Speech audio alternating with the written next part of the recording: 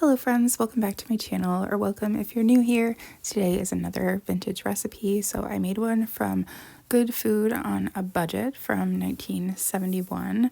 And I just have to say, this book was extremely charming, I guess. It had this whole section here, and then it had this section in the back, and just the photography and the photos. I don't know, I just really liked it, and I ended up pretty much looking through cover to cover, and I found a couple more recipes I want to make. So I don't know, it's just very obviously stuff like this wouldn't even be needed today because we have the internet and everything, but just thinking back to 1971 when people would have probably used all this information, it's very, very cute and charming.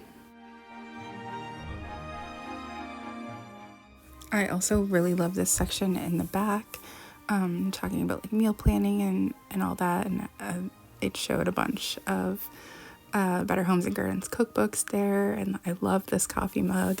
And again, I think in the last video, or maybe the one before that, it had a blue kitchen, which I thought was interesting because you mostly associate your harvest gold, avocado green, orange kind of with the 70s kitchens, but I guess it's early enough that maybe it's just kind of carrying over from the 60s, but I like it anyway, but I would prefer my style of kitchen. But yeah, I love all the illustrations and things for the food guide and stuff, just super cute. And yeah, I found a bunch more recipes I want to make from this one.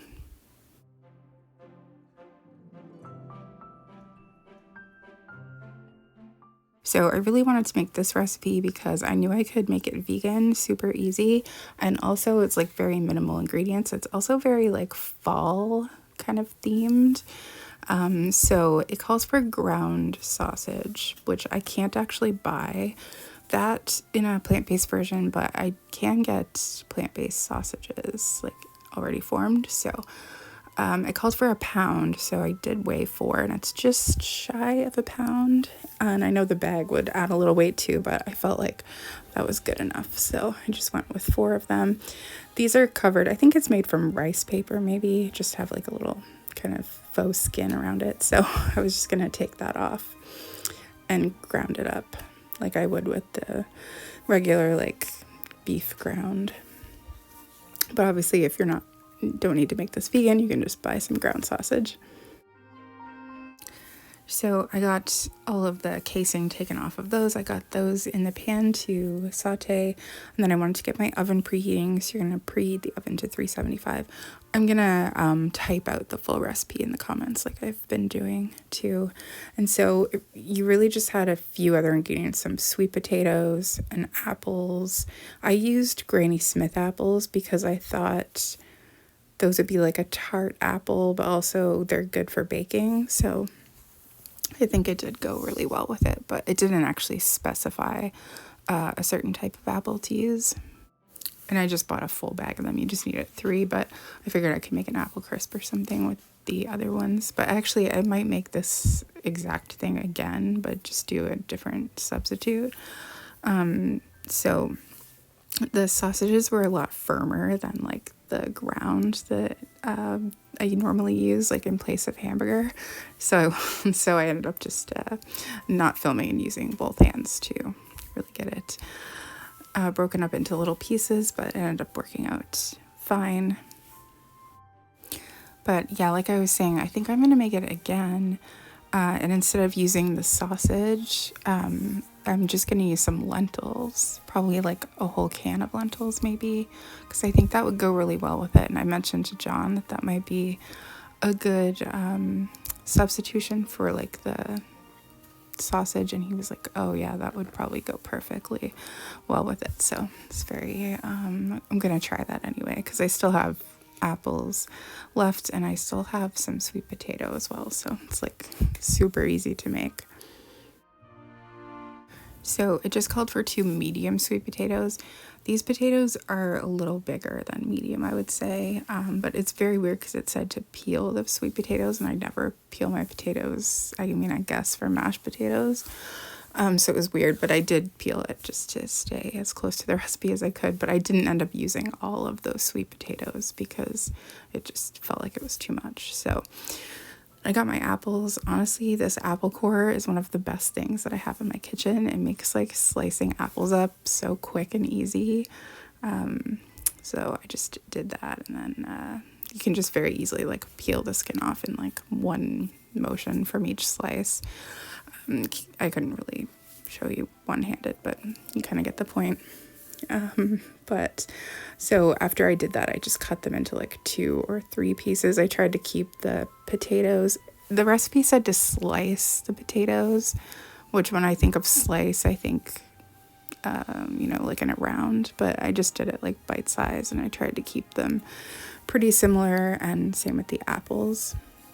And so I'm just putting it in a bowl to kind of like mix it all together. But then you just mix up like just a few ingredients like flour, sugar, and cinnamon, which I would have never put these things together in a million years. That's why I thought it would be interesting to make this recipe. And you mix it with water. I probably could have used a whisk to mix this a little better, but I think my whisk was in the like it was dirty at this time, so I just did it with a fork or a spoon. I can't even remember. Yes, I'm using a spoon. I couldn't see whether it was a fork or a spoon. And then the casserole dish I'm going to use today is this one from Fire King. This is actually one of my favorite patterns of like all Fire King Pyrex. I'm pretty sure it's called Summerfield. I think, yeah, just Summerfield, one word. It called for a 2-quart casserole, but I've realized almost all of my casserole dishes are like 1.5. So I just went with it, and I was able to get everything to fit in there. So then I just poured over that liquid that we made.